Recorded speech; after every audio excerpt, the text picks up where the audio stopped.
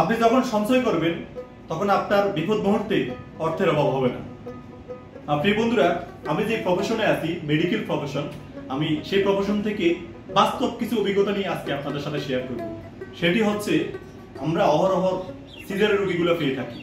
তখন দেখি আমরা কিছু মধ্যবিত্ত ফ্যামিলি আছে যারা সিজার করানোর জন্য বা নর্মাল ডেলিভারি করানোর সময় তারা প্রাইভেট ক্লিনিকে আসি, তারা অনেক হতাশায় পড়ে যায়, তাদের অনেক অর্থের অভাব পড়ে যায়, তাদের কাছ থেকে 15 থেকে 20,000 টাকাও অনেক ধরনের টাকা হয়ে যায়। তাদের উদ্দেশ্যে বলবো, ধনীদের ধন আছে, গরিবত্ব টাকা নেই, কিছুই নেই। তাদের উচিত আপনার একটু সঞ্চয় করবে।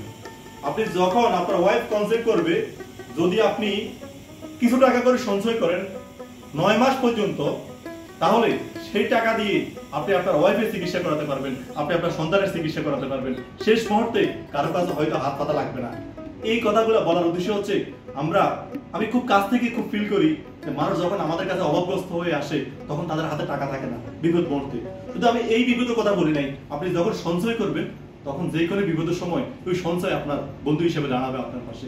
তো সেই প্রত্যাশায় যারা ইয়াং জেনারেশন আছে, যারা নববিবাহিত, এখান থেকে কিছু অংশ সঞ্চয় করবেন, সেই প্রত্যাশায় সকলে ভালো থাকবেন, সুস্থ থাকবেন। আপনাদের নিরাপদ আবাসন কামনা করে, আপনাদের সুস্বাস্থ্য কামনা করে আজকে এখান থেকে বিদায় নিলাম। আল্লাহ হাফেজ। সালামু আলাইকুম রাহমাতুল্লাহ।